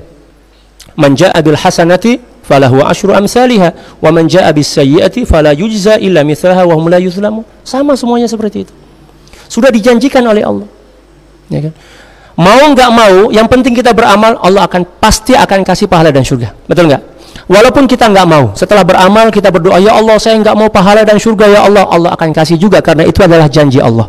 Dan Allah Subhanahu wa taala tidak pernah mengingkari janjinya kan? Innallaha la yukhliful mi'ad. Betul enggak? Bukan kayak kita. Ya. Kita ini janjinya manis-manis tapi penerapannya ya, pahit sepahit apa empedu ya. Janjinya manis-manis. Jadi nggak perlu kita harapkan pahala dan surga itu karena itu adalah sesuatu yang telah dijanjikan oleh Allah. Paham nggak? Kita fokus aja kepada ibadah kita. Kita fokus kepada ubudiyah kita kepada Allah Subhanahu wa taala dengan ikhlas. Saya kasih gambaran seperti ini. Kalau Anda sebagai seorang ayah, lalu kemudian Anda mengirim anak Anda untuk kuliah misalnya di university misalnya di sini ya. Ya, kalian bilang sama anak Anda, wahai anakku, saya kirim Anda Ya, kamu untuk belajar di sini bersungguh-sungguh ya. Setiap bulan saya akan kirimkan seluruh keperluan kamu. Ya. SPP-nya, makanan, minuman, ya sama sekalian dengan pulsa-pulsanya lah. Ya, data-datanya kan, paket datanya semua dikasih. Tugas kamu satu aja, belajar betul-betul, istiqomah, bersungguh-sungguh. Oke, anaknya pergi. Tapi setiap hari ternyata dia mikirin, kira-kira bulan depan bapak saya jadi ngirim nggak ya? Padahal bapaknya sudah bilang setiap bulan tanpa perlu kamu meminta, saya pasti akan kirimin. Ya, setiap akhir bulan sebelum masuk bulan baru saya sudah kirimin. Tapi setiap hari itu aja yang dia pikirin, gimana ya? Hati saya berdebar-debar ini. Ya, awal bulan nanti ayah saya ngirimin apa enggak ya? Lalu kemudian setiap hari dia nelpon bapaknya, Pak, jangan lupa ya, awal bulan Pak. Jangan sampai terlambat Pak. Ya, setiap hari kayak gitu. Kalian sebagai orang tua punya anak kayak gitu, kira-kira kalian apain anak itu? Ya, tenggelamin kan di laut selatan ya. Ini anak yang tidak beradab. Berarti kan dia nggak percaya kepada ayahnya, ya kan? Nggak percaya kepada ayahnya. Ayahnya sudah berjanji, malah janji itu yang diungkit. Dia lupa untuk menunaikan apa? Kewajiban dia sebagai apa? Anak, belajar betul-betul. Ya kan? Karena mau nggak mau, tetap orang tua kita akan ngasih duit kan? Betul nggak? Dan itulah yang disebutkan oleh Sayyidil Imam Ibnu Athaillah As-Sakandari radhiyallahu ta'ala dalam kitab Hikam beliau. Ijtihaduka fima dumina mink, ijtihaduka fima dumina lak, wa taqsiruka fima tuliba minka dalilun ala intimasil basirati mink. Ya kan? Kesungguhan kamu untuk mencari sesuatu yang telah dijanjikan oleh Allah Subhanahu wa taala, di antaranya ada pahala dan surga, telah dijanjikan kan? Dan ya, kelalaian kamu untuk menunaikan tugas-tugas penghambaanmu kepada Allah Subhanahu wa taala, salat, puasa, belajar dengan ikhlas, dalilun ala intimasil basirati mink. Itu adalah sebagai bukti bahwa hatimu hitam, hatimu kotor, hatimu gelap, hatimu buta. Nauzubillah. Paham ya? Jadi kalian semua ya, harus tetap istiqomah. Ya, tunaikan tugas kalian sebagai seorang talibul ilmi. Belajar. Tiada hari tanpa belajar. Bukan tiada hari tanpa ya update status. Ya, ini tiada hari tanpa belajar. Kalau kita baca sejarah Bapak Maulana Syekh, luar biasa. Ketika beliau masih mondok di Mekah itu luar biasa.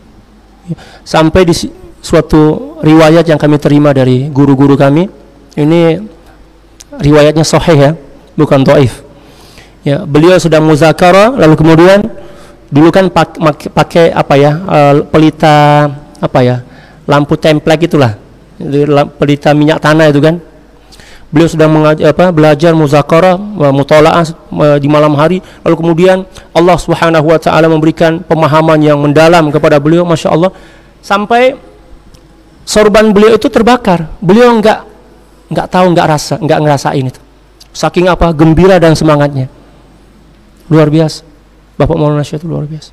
Lah kita sekarang ya, kalau zaman dahulu, contoh misalnya Al-Imam Nawawi sanggup enggak menikah demi ilmu. Sekarang malah kebalikannya, sanggup, kalian tahulah, ninggalin pondok demi menikah. Allahu Akbar. Jangan kayak gitu ya. Al ilmu masbuhun, wallahu alam. La haula wala quwata illa billah. Faminhum, ya di sini kita akan membahas tentang istiqaqut tasawuf. Asal kata tasawuf. Para ulama berbeda pendapat. Ya, di sini yang saya nukil atau saya tulis di sini ada 7 ya pendapat ulama tentang asal kata tasawuf. Faminhum man qala minas sufah lianna sufiyya ma'allahi ta'ala kasufatil matruhah listilamihi lillahi ta'ala. Ada yang mengatakan bahwa kata tasawuf itu berasal dari kata as-sufah. Ya, karena sesungguhnya seorang yang memiliki jiwa kesufian, seorang sufi lah seperti itu ya, mengamalkan tasawuf bersama Allah Subhanahu wa taala bagaikan bulu ataupun bagaikan ya apa istilahnya, kapas yang diterbangkan oleh angin takdir. Jadi angin itu ibarat takdir ya. Kemanapun hembusan takdir itu ya menerbangkan kapas itu tidak pernah melawan arus. Itulah gambaran sederhana seseorang yang memiliki jiwa kesufian. Dia nggak pernah melawan arus takdir. Dia senantiasa berdamai dengan takdir hidupnya. Nggak pernah komplain. Allah ngasih sakit, ya Allah, alhamdulillah. Kalau sakit ini lebih baik, dan pasti lebih baik kan? Ya, saya terima ya Allah. Dan apapun takdir hidup yang telah ditentukan oleh Allah Subhanahu wa taala, itulah yang terbaik. Ya, menurut Allah Subhanahu wa taala dan paling cocok untuk hidup kita. Walaupun terkadang secara akal kita, ya menurut akal kita nggak baik dan tidak sesuai dengan keinginan hidup kita. Betul nggak? Allah Subhanahu wa taala berfirman, "Kutiba 'alaikumul qitalu wa huwa kurhul lakum wa 'asa an takrahu syai'an wa huwa khairul lakum wa 'asa an tuhibbu syai'an wa huwa syarrul lakum." Boleh jadi kamu membenci sesuatu, tetapi ternyata apa yang kamu benci itulah yang terbaik di sisi Allah Subhanahu wa taala untuk dirimu. Dan boleh jadi ya, apa yang kamu cintai, kau mencintai sesuatu, tetapi apa yang kamu cintai itu bukanlah sesuatu yang terbaik untuk dirimu menurut Allah Subhanahu wa taala. Jadi apa yang Allah Subhanahu wa taala berikan itulah yang terbaik. Paham ya? Itulah yang diajarkan oleh ilmu tasawuf. Kalau seluruh ungkapan-ungkapan dari kitab tadi yang kita baca ya, ada dalam jiwa kita, ya Allah, hidup kita ini akan bahagia, senantiasa happy. Ya. Enggak ada resah, enggak ada galau-galau dan lain sebagainya. Gitu ya? Ya. Wa minhum man qala innahu minas sifah. Ada di antara para ulama yang mengatakan bahwa kata tasawuf itu berasal dari kata sifah. Idz jumlatuhu ittisafun bil mahasin. Karena seluruh ya rangkaian ajaran tasawuf itu adalah ajaran untuk mensifati atau menyematkan sifat-sifat mulia dalam hati. Ya, ittisafun bil mahasin, ya, menyifati sifat-sifat yang mulia. Wa tarkul awsafil mazmumah, dan meninggalkan atau menjauhkan diri dari sifat-sifat yang tercela. Wa minhum man qala minas safa, dan ada di antara ulama juga yang mengatakan kata tasawuf itu berasal dari kata as-safa yang artinya bersih, ya, jernih, tanpa sedikit pun kekeruhan. Wa minhum man qala minas suffah, ada di antara ulama juga yang mengatakan bahwa kata tasawuf itu berasal dari kata suffah. Ya, suffah ini adalah komunitas para sahabat di zaman baginda sallallahu alaihi wasallam yang tinggal di emperan Masjid Nabawi. Makanan mereka, minuman mereka, pakaian mereka, seluruh kebutuhan mereka ditanggung oleh baginda sallallahu alaihi wasallam. Mereka enggak ada rumah, enggak ada keluarga. Di antaranya adalah Sayyidina Abu Hurairah radhiyallahu taala an, Sayyidina Abdullah bin Abbas, Sayyidina Abdullah bin Mas'ud dan lain sebagainya. Yang kehidupan mereka, di mana kehidupan mereka belajar ibadah, ngaji ibadah. Ya, kira-kira jumlahnya nggak kurang dari 80 orang. Dan itulah cikal bakal sistem pondok yang ada di zaman baginda sallallahu alaihi wasallam. Ya, jadi kalau ada orang yang mengatakan sistem pondok itu bid'ah, itu kurang ngopi itu. Di zaman baginda sallallahu alaihi wasallam sistem klasikal kayak kita ini ya. Ya, pondok itu sudah ada. Murid pertamanya adalah para sahabat ashabus suffah. Ya, tinggal di masjid, belajar, beribadah, ada panggilan jihad, mereka keluar jihad dan lain sebagainya. Itulah cikal bakal sistem pendidikan pondok pesantren yang ada di zaman baginda sallallahu alaihi wasallam. Oke ya, kita ringkas saja. Wakila minas safwah, ada juga di antara para ulama yang mengatakan bahwa kata tasawuf itu berasal dari kata as-safwah yang artinya orang-orang terpilih. Ya kan, orang-orang pilihan gitu ya. Wakila minas saf, ada juga yang mengatakan kata tasawuf itu berasal dari kata saf yang artinya barisan ya, saf salat itu. Alasannya apa? Faka'annahum fis safil awwal biqulubihim min haitsu huduruhum ma'allahi ta'ala wa tasabuquhum fi sa'iri ta'at. Seolah-olah ya, ahli tasawuf ini adalah orang-orang yang senantiasa berada pada saf pertama, barisan pertama dalam dengan hati mereka dalam merespon panggilan-panggilan Allah Subhanahu wa taala, dan hati mereka senantiasa bersama Allah Subhanahu wa taala, mengingat Allah Subhanahu wa taala, wa tasabukum fi sa'irit ta'at, dan ya, mereka berlomba-lomba dalam melakukan ketaatan. Dan itulah salah satu di antara moto yang diajarkan oleh guru kita kan, fastabiqul khairat, Ya, fastabiqul khairat fa aina ma tuwallu fasamma wajhullah. Ya. Itu ya, berfastabiqul khairat. Allah. Kalau istilah kita sekarang itu memiliki kepekaan sosial, gitu ya. Ya, ada orang yang susah nggak perlu nungguin dia minta tolong kepada kita untuk menolong, ya langsung aja tolong sesuai dengan kemampuan kita. Karena sebaik-baik manusia, kata baginda sallallahu alaihi wasallam, khairun nasi anfa'uhum linnas. Sebaik-baik manusia adalah manusia yang paling banyak memberikan kemanfaatan kepada orang lain.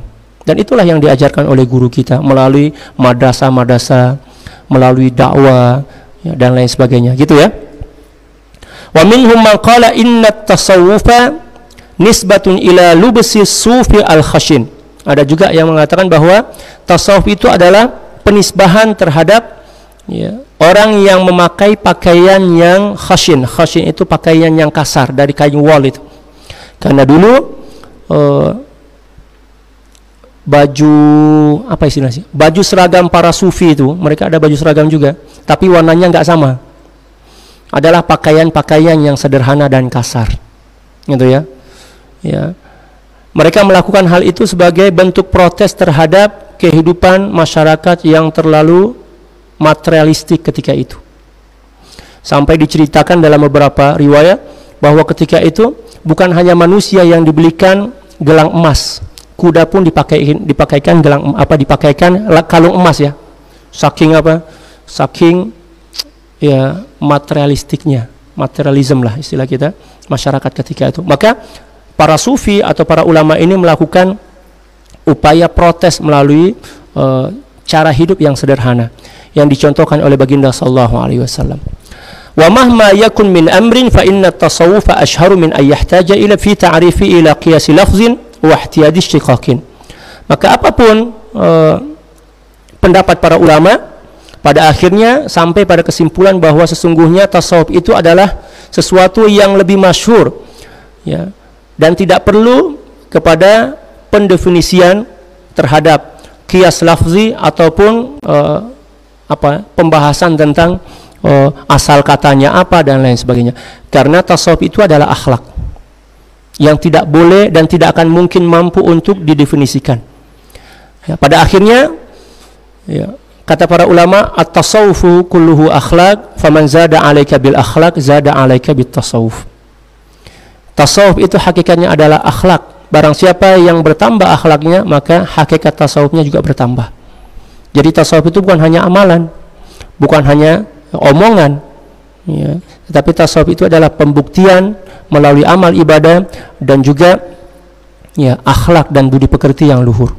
Seperti yang telah dicontohkan oleh baginda sallallahu alaihi wasallam, yang diriwayatkan dan diceritakan oleh Sayyidah Aisyah bahwa baginda sallallahu alaihi wasallam adalah kana khuluquhul Quran. Ya, akhlak baginda sallallahu alaihi wasallam adalah akhlak Quran. Ya kan? Itulah akhlak dan budi pekerti baginda sallallahu alaihi wasallam. Wallahu a'lam bishawab. Para santri dan santriwati, untuk sementara daurah kita cukupkan sekian, ya. Atau masih ada waktu? Maghrib jam berapa? 6:30? Atau 6:30? 6:30? Mau dilanjutin dulu atau break dulu ini gimana?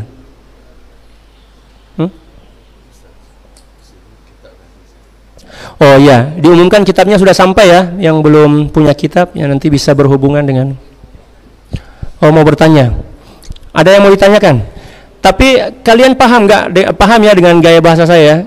Biasanya saya terpleset loh, lidah saya ini terpleset ke bahasa Melayu karena terlalu lama di, ya, negeri Ipin dan Upin dan Ipin, jadi biasanya agak terpleset kayak gitu. Mau ke bahasa Melayu aja, bahasa Malaysia aja, gitu ya. Gimana? Ada pertanyaan? Kalau nggak ada pertanyaan berarti ulama semua depan hadapan saya. Ya, gimana? Mike. Jadi kita di sini nggak ada guru, nggak ada murid, ya. Kita di sini muzakarah, ya. Ya, kita diskusi. Saya tidak memposisikan diri saya sebagai guru dan kalian juga tidak saya posisikan sebagai murid, ya. Kita di sini muzakarah, ya, berbagi ilmu. Nah.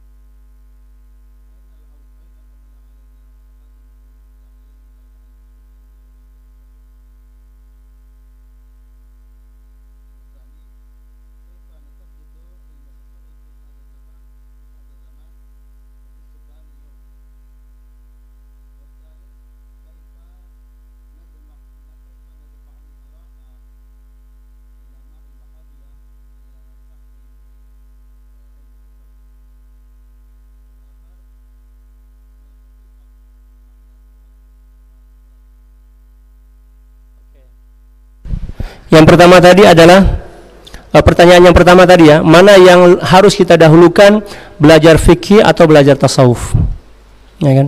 Sebenarnya dua-duanya harus kita amalkan dalam waktu yang sama.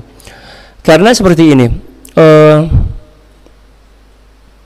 ketika kita ada memiliki apa tujuan kita memiliki gelas untuk minum ya? Kalau gelasnya kosong, ngapain kita nyediakan gelas di hadapan kita, gitu kan? Jadi fikih itu ibarat gelas dan tasawuf itu ibarat air, gitu ya, paham nggak? Ya, jadi pengamalan antara tasawuf dan fikih itu ya berbarengan. Hal ini pernah ditanyakan oleh salah seorang sahabat kami ketika masih di Mesir kepada guru kami Maulana Syekh Dr. Yusri Hafizahullah ala Syekhina radhiyallahu ta'ala. Pertanyaannya sama. Lalu kemudian jawaban beliau, ya dua-duanya harus diamalkan dalam waktu yang sama. Karena ketika kita sholat, dan sholat itu adalah syariat fikih ya, kita dituntut untuk ikhlas dan khusyuk kan. Betul nggak? Berarti kan harus diamalkan secara berbarengan. Ya. Al-Imam Ibnu Athaillah Sakandari radhiyallahu ta'alaan berkata dalam hikam beliau, al-a'malu suwarun qa'imah wa arwahuha wujudu sirril ikhlasi fiha. Seluruh amal syariat itu adalah bagaikan tubuh manusia yang berdiri.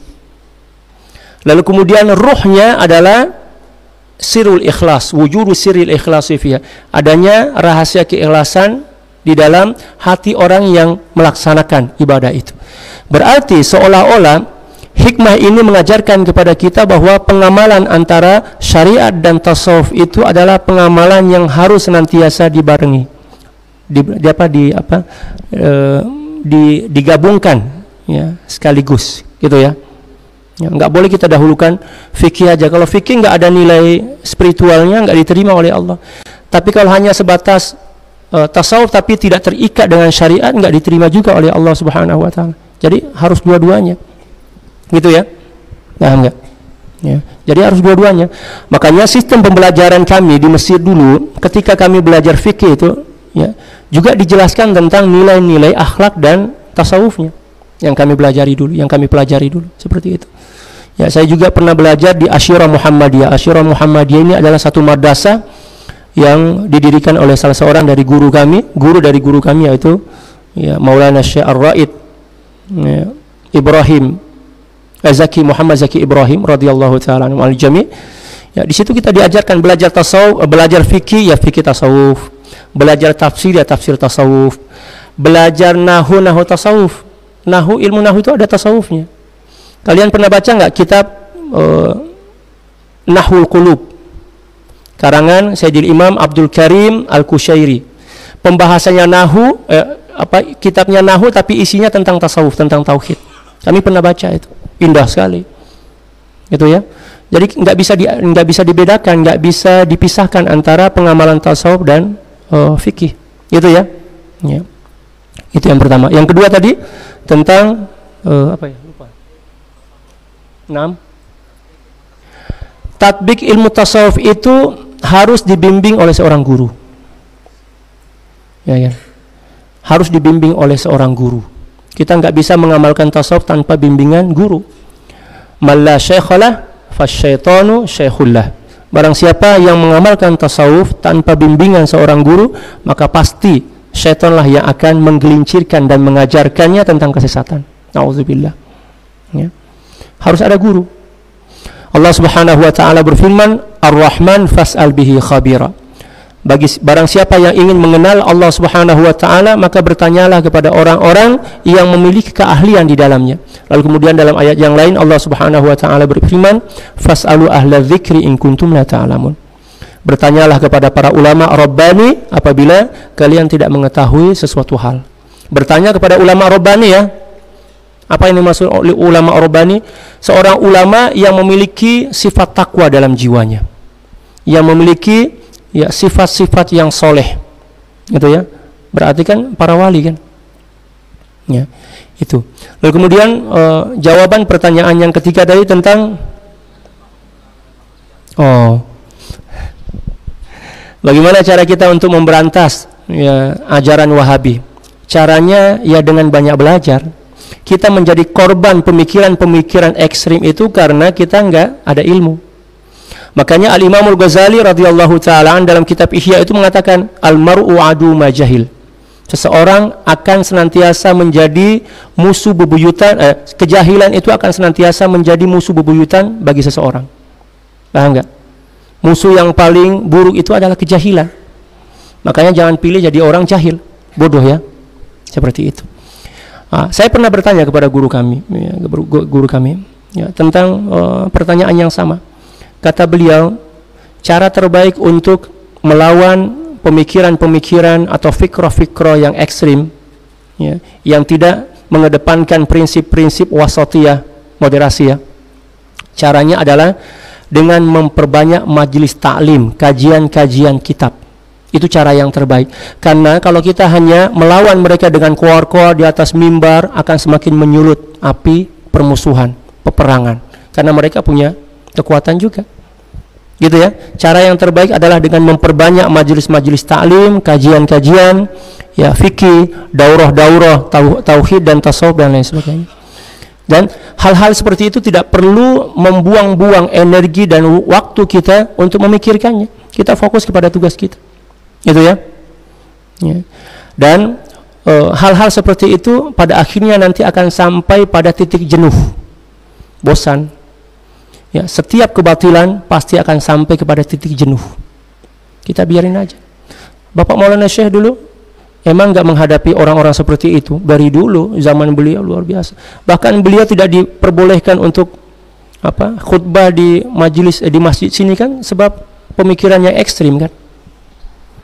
Ya, beliau terpaksa sholat Jumat di Labuan Haji ya, kan Labuan Haji. Ya. Dan pemikiran yang ekstrim yang melawan beliau ketika itu. Apakah beliau melawan? Ya, membalas tidak. Malah beliau semakin gencar madrasah. Pada akhirnya hilang sendiri. Caranya seperti itu. Ya. Dengan ilmu dan akhlak serta adab. Kita contohilah. Ya, guru kita kan, Bapak Tuan Guru Bajang, Masya Allah luar biasa. Akhlak beliau, ilmu beliau, seperti itulah cara yang terbaik. Bukan dengan membalas cacian dan cacian, makian dan makian, sindiran dan sindiran. Cara seperti itu tidak akan pernah menyelesaikan masalah, bahkan akan semakin memperkeruh situasi dan keadaan. Gitu ya. Caranya adalah dengan banyak belajar. Ya, memperbaiki akhlak dan budi pekerti kita. Yang terakhir tadi tentang sifat tawadhu ya. Ya. Sifat tawadhu itu bukan berarti hanya sebatas tunduk-tunduk kalau ketemu guru ya. Guru itu bagian dari upaya untuk mensifati sifat tawadhu. Tawadhu itu sebenarnya di hati. Seluruh sifat-sifat keluhuran itu melekat pada hati. Lalu kemudian apa yang melekat pada hati itulah yang diterjemahkan melalui sikap dan tingkah laku. Paham ya? Ya. Hanya kita yang mengetahui apakah kita tawadhu atau tidak. Dan setiap orang yang menampilkan sifat tawadhu dan merasa tawadhu itu adalah orang takabur. Betul enggak? Betul enggak? Betul atau betul nih? Ya kan? Ketika kita bersikap tawadhu kepada guru kita misal, lalu kemudian kita merasa tawadhu, itulah takabur yang terselubung, yang tersembunyi. Terus gimana nih? Ya kita berusaha untuk menampilkan sifat tawadhu ya, sambil merasa bahwa kita ini adalah orang yang tidak tawadhu, orang yang masih terikat dengan sifat-sifat buruk. Sama juga kita kan selalu mengatakan saya ikhlas kok, ambil aja saya ikhlas. Anda mengaku diri sebagai orang ikhlas, itu tandanya Anda ria, karena orang ikhlas tidak akan pernah mengaku diri sebagai orang ikhlas. Betul nggak? Betul atau gimana nih? Ikhlas kok ditunjuk-tunjukin, diomong-omongin. Ikhlas itu adalah ya kebersihan amal hatta dari ingatan orang yang mengamalkannya. Al-ikhlas minal khulus, kata para ulama. Kata ikhlas itu berasal dari kata al-khulus yang artinya bersih, suci. Hatta bersih dan suci dari ingatan kita. Paham nggak maksudnya? Oleh karena itu kita diajarkan dalam tasawuf untuk melupakan amal, Karena cara yang terbaik untuk mengamankan amal kita adalah dengan melupakannya. Kalau amal kita senantiasa kita ingat, maka akan timbullah sifat ujub. Ya kan? Betul nggak? Ya, biasakanlah ya melupakan amal. Bukan hanya mantan yang dilupakan, amal pun harus dilupakan. Gitu ya? Lupakan amal. Itu cara terbaik untuk menjaga dan memelihara amal kita agar tidak dihancurkan dan dirusakkan oleh nafsu dan syaitan. Makanya Sayyidul Imam ya, Fudail bin Iyad pernah berkata, tarkul amali li ajlin nasi riya. Tidak beramal karena manusia itu riya. Wal amalu li ajlin nasi syirkun. Dan beramal karena manusia adalah syirik. Yang dimaksud syirik di sini riya. Riya syirik khafi. Syirik khafi itu kan riya ya. Wal ikhlasu ayyu'afiyakallahu minhuma. Dan ikhlas itu adalah ketika Allah Subhanahu wa taala telah membebaskan hatimu dari dua penyakit tadi. Meninggalkan amal karena manusia dan beramal karena manusia. Pokoknya beramal aja karena Allah Subhanahu wa taala, walaupun mungkin pada awalnya kita nggak mampu untuk ikhlas kan. Tetapi melakukan amal ya dalam keadaan riya dan berharap agar Allah Subhanahu wa taala membuang atau membersihkan hati kita dari sifat riya, itu lebih mulia dibandingkan meninggalkan amal dan alasan takut riya. Paham ya? Terkadang kan kita meninggalkan amal karena takut riya kan? Betul enggak? Oh, itu penyakit. Itu nafsu, itu syaitan. Amalan aja. Karena ikhlas itu adalah hadiah dari Allah Subhanahu wa taala ketika kita mencoba untuk ya berusaha untuk membersihkan hati kita dari sifat-sifat riya dengan cara beramal. Nanti pada akhirnya Allah Subhanahu wa taala akan hadiahkan sifat ikhlas dalam hati kita. Paham ya? Pokoknya kita harus beramal, tetap beramal. Ya enggak peduli orang mau nganggap kita riya ataupun kita merasa bahwa kita riya, pokoknya amal aja. Terusin aja amalnya. Sampai pada akhirnya Allah Subhanahu wa taala akan memberikan keikhlasan dalam hati kita. Wallahu a'lam bishawab. Mungkin untuk sementara cukup sekian ya. InsyaAllah setelah sholat maghrib nanti kita akan lanjutkan kembali daurah kita. Ini 2 jam tapi baru dapat berapa halaman ini. Tapi nggak apa-apa lah. Nanti pada lembaran-lembaran seterusnya saya akan menjelaskan tentang poin-poinnya aja ya. InsyaAllah. Sekian, wallahul muwaffiq wal hadi ila sabilir rasyad wal afu minkum. Assalamualaikum warahmatullahi taala wabarakatuh.